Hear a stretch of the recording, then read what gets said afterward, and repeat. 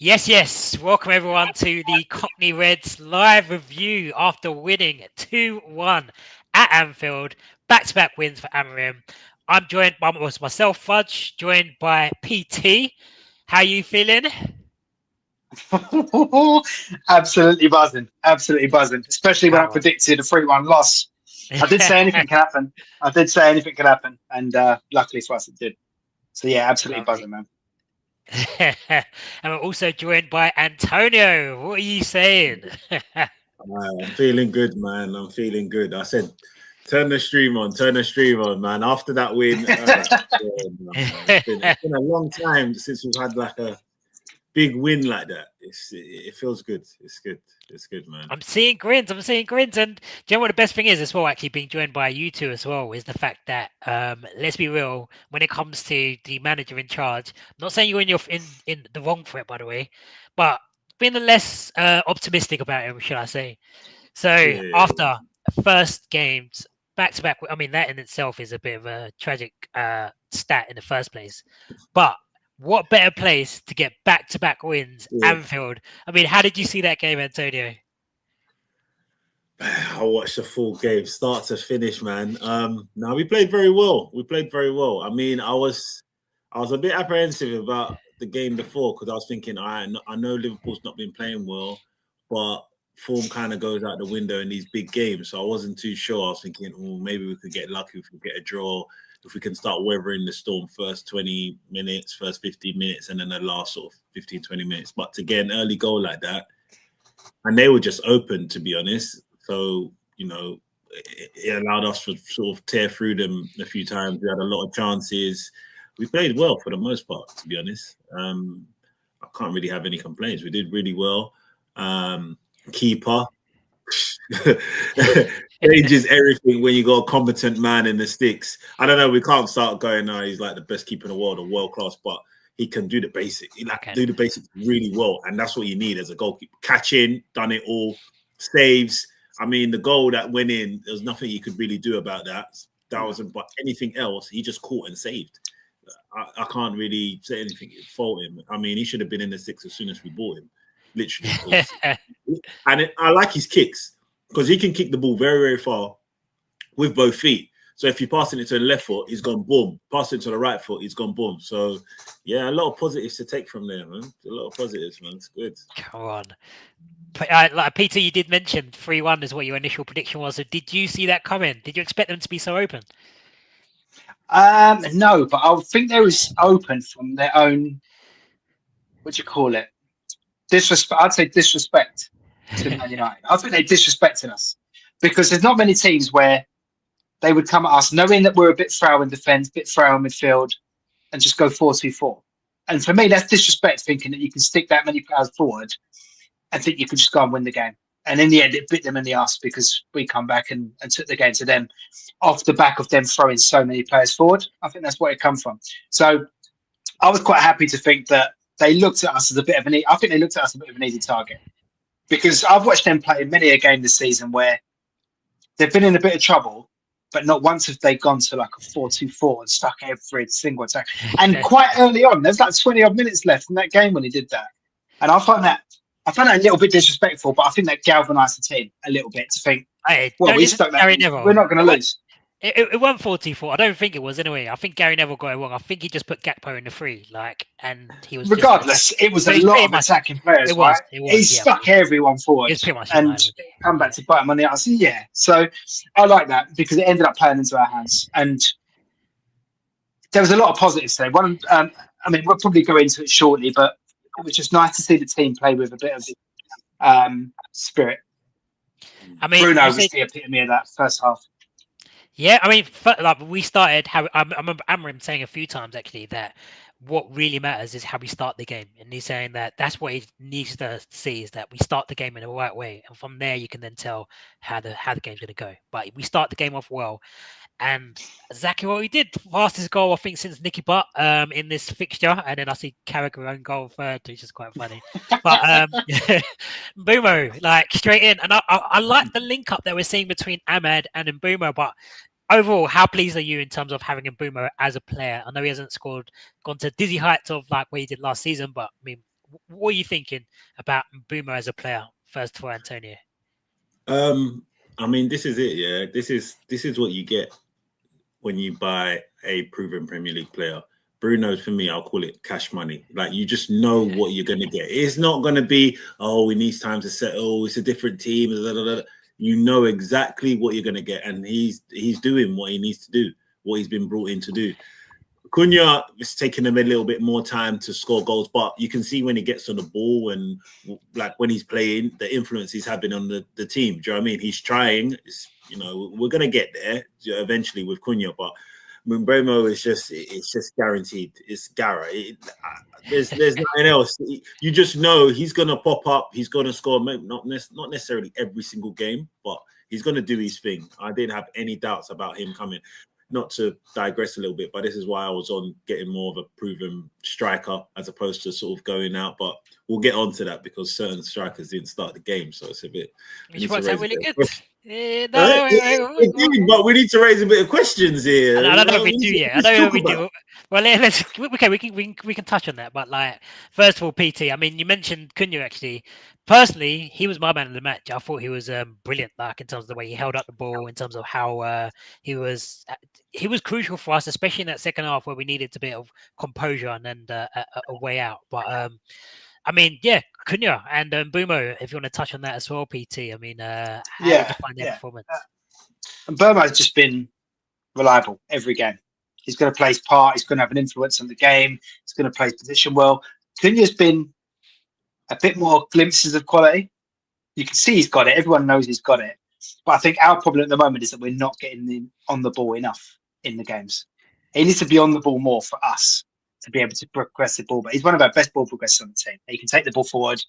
He's really hard for someone who doesn't look that strong. It's hard to knock off the ball. You saw that today multiple times. He's got players hanging off him and he's still going. So I think it's just going to take a little bit more time. I think he just needs to get on the ball a bit more. But Mbeumo, he might not score or assist as many as what we'd like, but he has an influence so far on probably every game this season. He's stood out as one of our better players. Yeah, for sure. I mean, I guess we can touch on that in terms of the lineup itself. There were 2 changes made to the lineup. Don Harry Maguire coming in for Lenny Yoro, and we also had Sesko. I mean, it was Cunha that came in for Sesko. I mean, so how did you find? First of all, how did you feel before the game started in terms of the formation? I think I saw a couple of messages from you, Paul, about not too happy about it. But I mean, what did you think of the changes? And I mean, obviously we got the win in the end, but do you feel like it was the right moves for the right game? Is that for me? Or... Yeah. Fine. Okay. Starting lineup. Like I said, yeah, it's gonna take Sesko a bit of time to adapt. So I think, especially some games, difficult games, we're gonna see that a bit more frequently. I think anyway, with Mount, Cunha, and Mbeumo. Unfortunately, I think unless one of them gets injured or something, I don't think Sesko is really up to speed just yet. And Mount offers us. I was actually upset when he was coming off. I think he offers us a lot when he's on the pitch. His energy, his aggression, he's chasing down balls and he's quite neat and he gets it. He knows how to play in that system because Tuchel played in that system with Chelsea and won the Champions League. So, we're going to see that a lot. So I wasn't surprised at the front three, really. Then we had Dalio and Ahmad either side. I thought he might start with Dogu, but maybe not. I think maybe he could have, to be honest, because I don't really rate Dalio. I don't think he's any good, to be honest. But he can fill in. Maguire makes sense for the aerial threat. Set pieces has been a key thing in this league this season, with all teams doing like you see Arsenal. They're winning a lot of games through corners and set pieces. They're even doing long throws. So you need to have really sort of like as tall as Euro is. Maguire's more dominant in the air. Do you know what I mean? When he's in the air, Euro's tall, but there's a difference when you actually want to attack the ball when it goes up in the air. So I get Maguire coming in, and it's good for him. I'm happy for him because you know what? One thing you have to give credit for Maguire is having that perseverance. Do you know what I mean? There's once upon a time, it was at United, people were booing him. It was just like, oh, this guy, man, he's rubbish. Like, why did we get him? He was booing him, and he just stuck at it. He lost the captaincy. He was a substitute and everything like that. Now he's actually getting game time, and he just stuck at it. Some other players, they go and sulk and they say, I need a new challenge elsewhere and everything like that. And they're just trying to blame everyone else but themselves. But Maguire, he stuck at it, and look, he's about to earn himself a new contract. His contract's up, and they're talking about renewing. I'm being serious. His contract's up. They're talking about renewing it. So credit to him, man. Credit to him. I thought you said man of the match. Who did you say? You said Cunha. I said Cunha. Yeah. Who was it? It was one of the defenders, right? Wasn't it? Maguire. I'm sure it was Maguire. Maguire. Fair news. Yeah, to be fair, Maguire. I could have given it to Delete as well. Maybe I thought Delete was pretty good too. But yeah. But if you saw the preview, we had myself and OC doing the preview, and one thing I mentioned was if Liverpool got humbled, would OC want to come back to the stage and just to say his bit? He was pretty confident that wouldn't happen, but fair play to him. He has brought and stepped up to the stage. So welcome OC to the stage here. I know we said, you didn't want to touch on 3 defeats in a row, but now it's 4 defeats in a row. So how are you feeling after your first loss at Anfield under Slot this season? And I guess still in crisis. You know. I wasn't expecting to come back on the pod. Like, I must admit, I know we've been in bad form, but I wasn't expecting to come back. Or if I was expected to glow. But yeah, that's it's not a good look. my boy were watching it, and he was just like, "What's going on? What's going on?" Because he's never seen us lose at home to United. Yeah. So yeah, his head was malfunctioning, man. Well, tell him there's something that he's going to have to start getting used to, because there's going to be a tables change now. Because Slot. I mean, he's been found out now. I mean, what's actually? I know we mentioned the fact that our star striker didn't start, but you had like 300 million of new signings not starting. So I mean, what's going on? It's not kind of. I mean, what you seem all over the place. What's going on?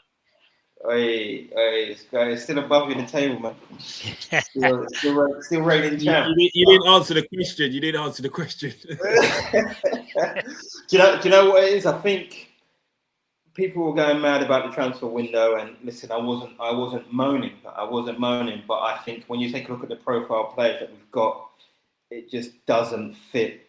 It just doesn't fit at all. It didn't make sense to sign Ekitike and then Isak as well, because you spent 200 mil up top when actually, I'm sure. Listen, everyone will say it now, but I'm sure if we dropped a little 80 mil in for Semenyo, we would have had him. And the thing with Verts is, he needs movement and runners. So like I thought he done quite well when he came on. But because you've got Salah and Gakpo did quite well, but he's not like a Diaz or a runner that's going to get in behind. So like if you've got a number 10 there, you need that. And at the moment, I think you've got to look at the manager. Like, sorry, not look at him. Like, we're not looking to get rid of him. None of that. I think he's got questions to answer, because even though the profiles aren't quite right, he needs to find a way in a system that works. And he's making some questionable subs, some questionable decisions. So, yeah, it's coming at him fast. Life is coming at him real fast at the minute. Now, fair play for coming back on anyway. And I guess it's kind of becoming a trend that you come onto this channel, you're going to get humbled. So, fair play for coming on. And I guess for us, we want your slump to continue for a bit longer. But is there anything you want to share before you leave the stage? Yeah, I'm not going to record soon on our pod. But obviously, you've discussed it already. Did you think that you guys were good for the win today? Oh, we haven't really mentioned that, but I would say, yeah, we're definitely. I mean, we'll get into this probably when you leave the stage, but I felt quite confident that we're going to get a second goal throughout the game, really. And we obviously scored the first one quite early, but you looked like you could get exposed at the back quite. Although we didn't, we obviously rode our luck a bit. I felt like there were times where, yeah. What's your thoughts on Van Dijk and Kirkes? That left-hand side is a bit of a mess, because you know what happened? There was a time where I think Van Dijk went to head it and it come off Kirk's head. But the way that Van Dijk looked at him, even though Kirk didn't do anything wrong, the way he looked at him, he was thinking, bro, like, let's get Robbo back on the pitch. I think. But even Robbo's not the same anymore.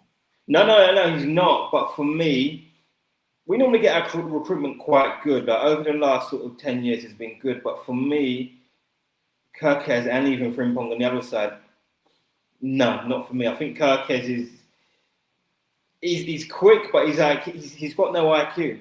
He's almost just like he's just running around like one brute guy, and he's got no IQ. So, yeah, listen, the system that we're using is like we had Gravenberch that was sitting holding there last season. Obviously, we had Robbo, and listen, I don't want to talk too much about Trent, but the thing's falling apart when Trent's gone. That's the reality of it. That is the reality of the situation. Once he's gone, the thing's falling apart. But yeah, sorry, to answer your question, the left-hand side of our defence is looking shambolic at the moment. So. Title charge over? Charge over. No. No.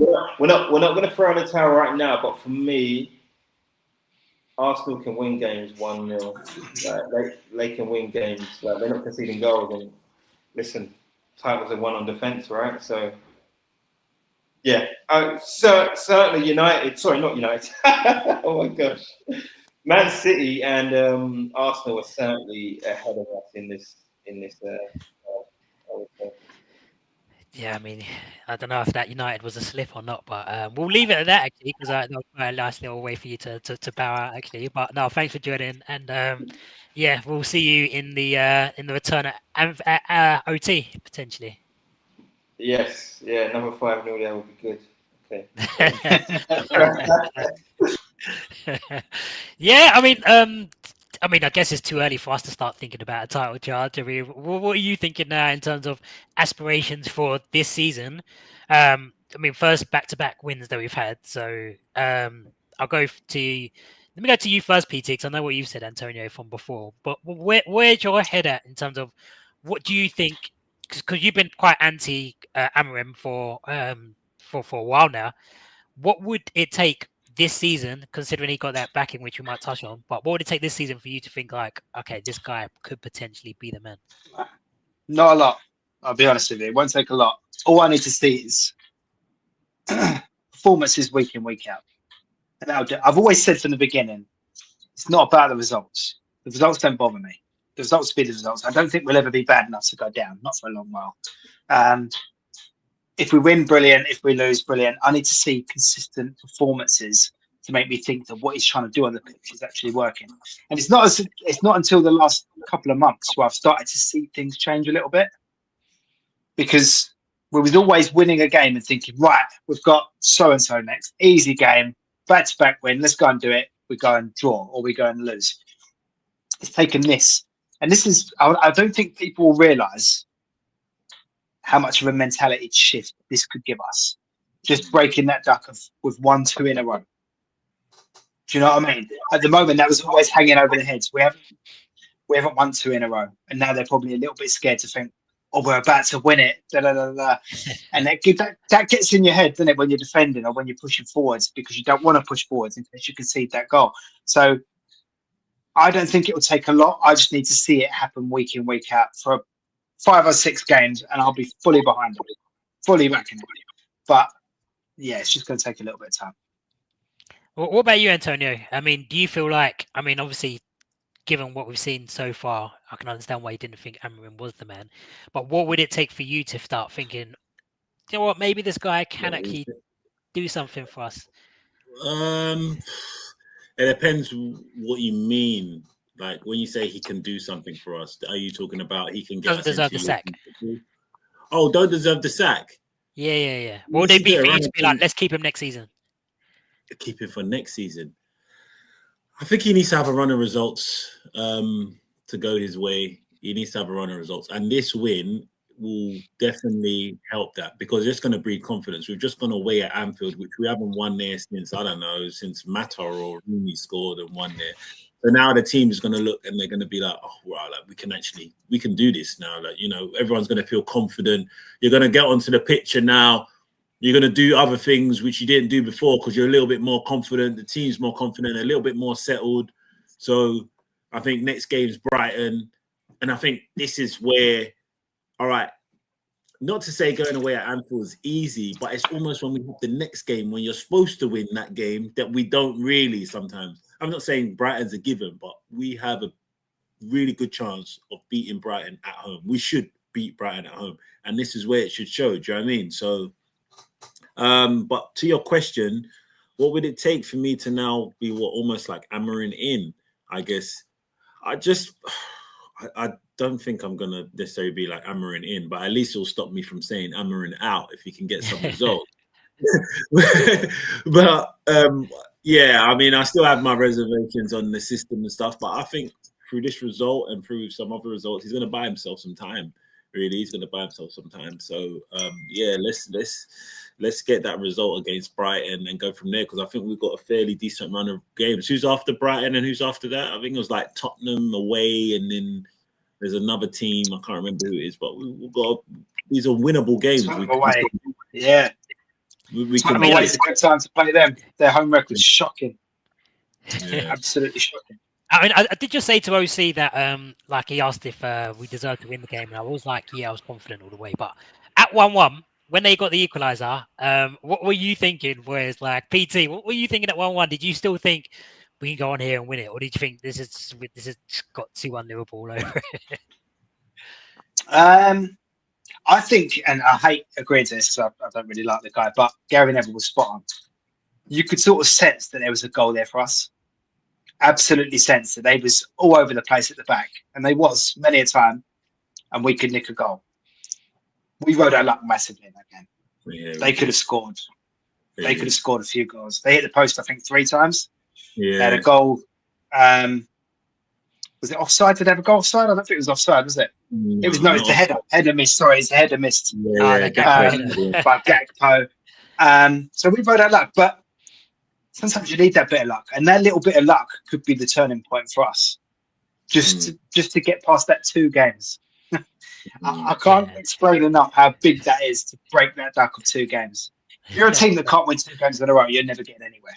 I don't care how good you think you are, how bad you think you are. If you can win 2 games in a row and go beyond that, then you're going to set yourself up well. And the way I'm looking at the league now, we're 2 points behind Liverpool, and Liverpool 3rd in the league. So True. It's looking good. It's starting to look a bit different now, isn't it? Brighton's our next game, but Brighton's been playing good. Did you see them yesterday? Yeah. They were good. They pulled out against the good. wasn't it? Yeah. And Welbeck, man, like, I love the guy, but he's that guy that comes up against us. Yeah, man. And you just don't need him, because we keep conceding big chances. That's our problem at the moment still. I know OC said that you win with a solid defence titles, and I feel like that's where we need to get. It feels like we're getting better when it goes going forward in terms of creating chances with the players that we have. Mm-hmm. But defensively, there's still like that bit of nervousness. I mean, we only conceded the 1 goal. Like you said, there was a few chances, but some of them weren't. I mean, Bruno had a big chance, I thought, to make it 2-0. And someone of his quality, I thought he would put that away. Yeah, and I'm sure he's disappointed that he didn't get that, but obviously he came up with that quality for that Maguire 2nd goal. So, and as you mentioned, man, I feel so happy that it's Harry Maguire that gets that win, because after all he's been through, I mean, would you give him a new contract, given where things are? I'd probably reduce the wages, though. Yeah, so I mean, he hasn't started every game this season, has he? So, like, it'd be a bit like, okay, yeah, we would like to keep you around. You'll still get your game time, but yeah, especially if we get back into Europe, because that's got to be the goal this season. We've got to be back into Europe at the very least.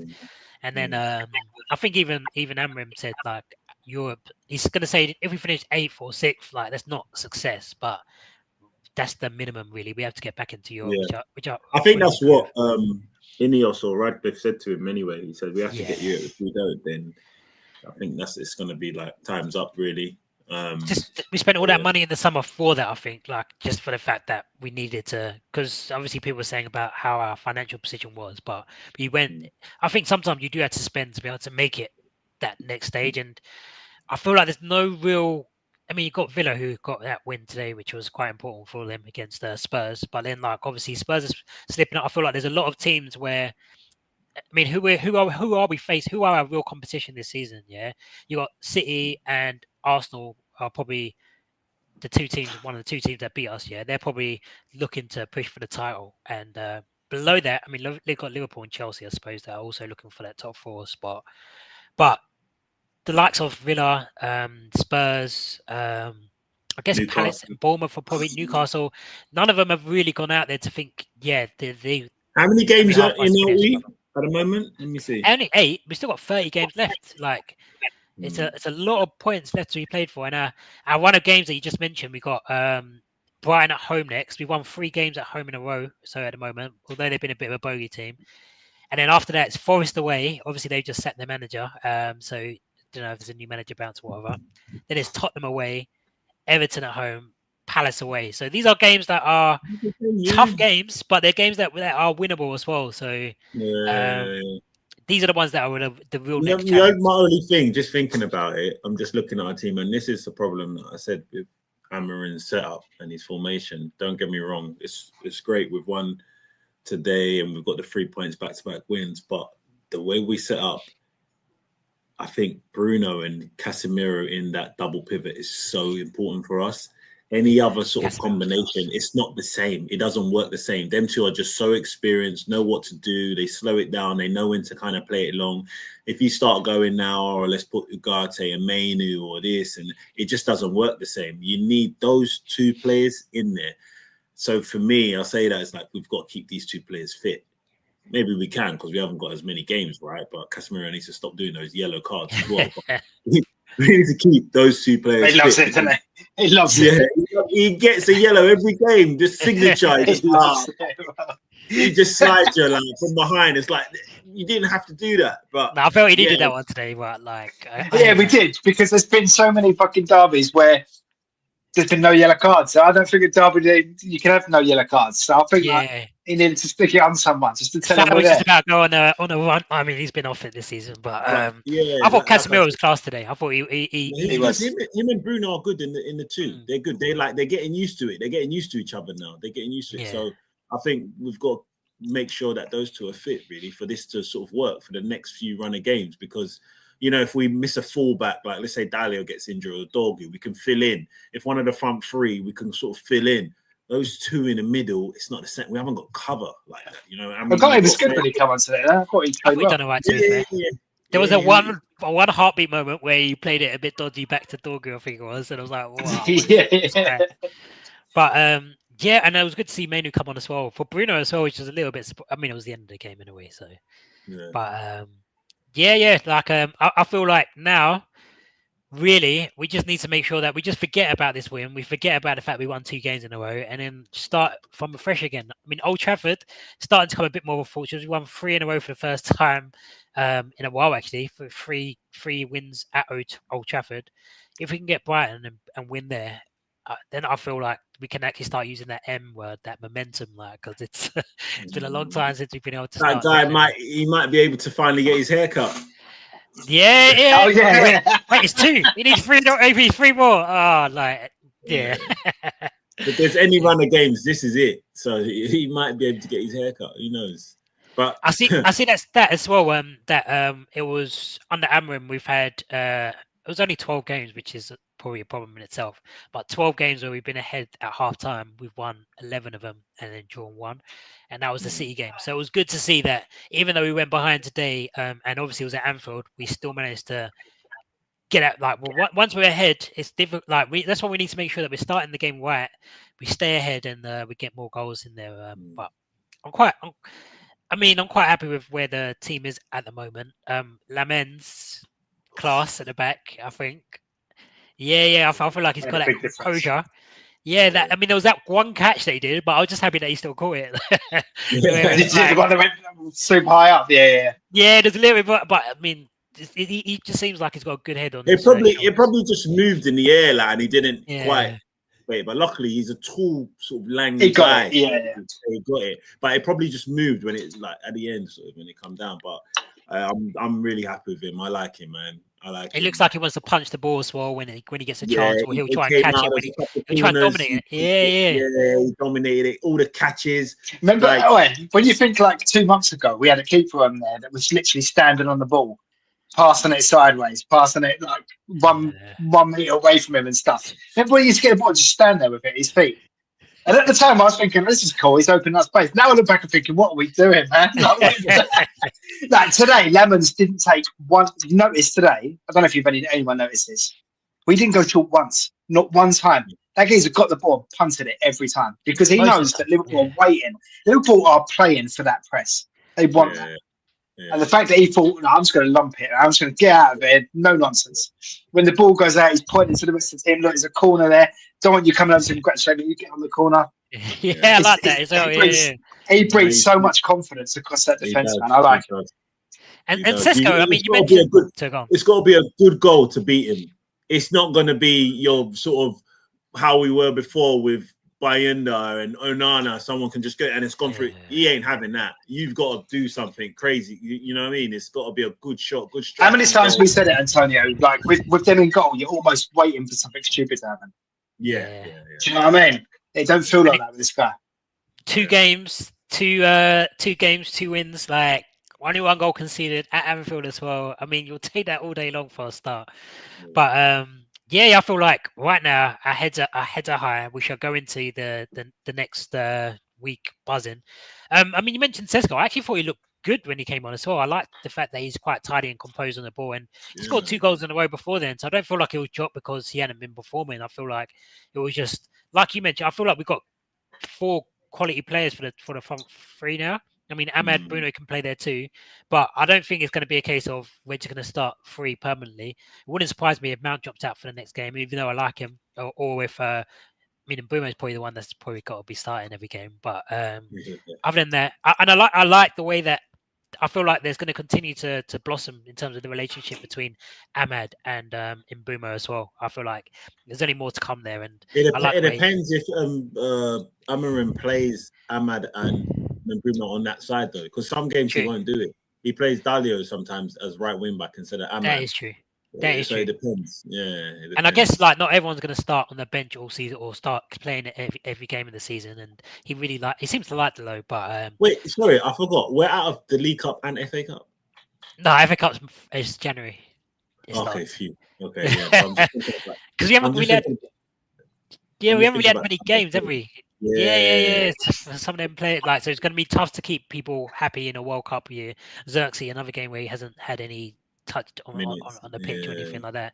But I guess when you're winning games, then you can obviously ride a bit of a wave. Yeah, you know what I saw at the end, even though obviously I think Mazraoui didn't play, Xerxes didn't play, they was all like, yes, come on, like we've won this game, so it's good. If we're winning, then what can you guys really say? Like, you're on the bench, but these guys are doing well. What do you want me to do? If they're not playing so well and then we lose, then fine, like, come to my door. But at the moment, things are working, right? Do you know what I mean? So you've got to be playing almost better than these guys, or wait for them to get injured and you can have your chance. But it's good to see them all still on, they're on the same, like everyone's sort of congratulating each other and stuff. So, I mean, we're going to do a preview of the Brighton game, but I mean, would you make any changes ahead or looking ahead towards the Brighton game? Would you freshen it up a bit? Would you get Euro back in, Mazraoui, Sesko? I mean, or would you want to think, let's just back the same team, just go again? Like, what are you thinking, Dorgu? I just wanted to have a quick look at the team Brighton played, so I can just have an idea. Why you look, I'll tell you my bit. Yeah. I don't know if Believer played, but he's not been the same. Since we put our bid in, he's not been the same. I would switch Dallo, which is tough because I actually think Dallo played better as longer the game went on. He actually started really shaky for me. A couple of poor clearances. But I think the later the game got on, he got better and better. So it would be a bit tough. The thing I like so far with what Amorim's done since the break, since the new season started, should I say, no one's really got permanent place in the team. Even players like Sesko, he's not got a permanent place. We spent all that money on him, he hasn't got a permanent place yet. I love that. And I think it made him hungry. Because I actually think when he got on the pitch there, I think it was very good. His hold up play, and it was his little skill and step over that played that ball into Cunha that got us the corner for the second goal. Yeah. So I actually think he played his part today. So as it stands, I'm getting a bit more confident in the fact that let him play what he wants to play and trust what he puts out there, because too many times we sort of said, oh, this guy should be starting, that guy should be started. And today I was the one who was saying that before the game started. Turns out it was the perfect lineup, right? So, but saying that, the only one who I'll have question marks over is probably Dallo. I thought Dorgu looked really good and really strong when he come on. And the good thing is with him, he gets up and down the pitch better than Dallo does. Yeah. Dallo's quite slow at getting back compared to Yeah, I think we're going to need that, especially on that side. I was just looking at Brighton's team, and they got the guy on the right-hand side, Mateta. He's pretty quick. That guy is really good. That's how Brighton got a win over Minte. Minte. Yeah, Minte. Minte. Yeah, Minte. I just remembered him as well against Chelsea at Stamford. He calls them lots because he just kept on squeezing. He's so quick. So yeah, we got to put Dorgu in, I think. But I think I'd probably keep the team the same. We could start Sesko, to be honest, in a game like this, get his confidence going, striker. But then again, if these guys have had a good game, do you really want to take them out? Do you know what I mean? So it's a bit, I don't know. It's a good headache, isn't it? Yeah, it's a good headache. Why would we take out Mount for no reason almost? Do you know what I mean? Sort of thing. I don't know. But either or. Think of a couple of months ago, Antonio. Like, we was looking at players we wanted to keep in. Then our players want to take out. Now it's like, who can start? They're all playing so well. Do you know what I mean? It's a big change. Yeah, it's good. Big change. Good. Yeah, I'm glad we haven't got players like Garnacho anymore that we're having to worry about. Oh. But see him the other day. See him. It's absolutely trash. But what I was going to say, just I mean, I guess we've got the week ahead to look forward to. With Just Dave might not here though, I will probably have to say it though. Title race is back on. But it was him that said we was going to win today. He's the only one out of all of us that said we was going to win. He was confident. To be fair to him, he was confident. He was. So yeah, he would have. Well, you know the way the league is set up, you get like 3 or 4 wins, you probably shoot quite quick up the table, right? It's true. It's like 9 points on the board. You're like, boom, like you're right up there. So then everyone will start saying title race. So look, this will be what if we beat Brighton, that's another win. If we win the next game, then it'll be like it's United, but it's just gonna. Yeah, but that's an excuse for us, though, isn't it? Is if we say it, we're just taking our turn of saying it's our title race. Yeah. I'll wait. Yeah. Yeah, I mean, imagine that. Like, if we managed to get back into fighting Arsenal and defeated them, but let's not get ahead of ourselves in a minute, anyway. But we've got coming up. We'll have a preview.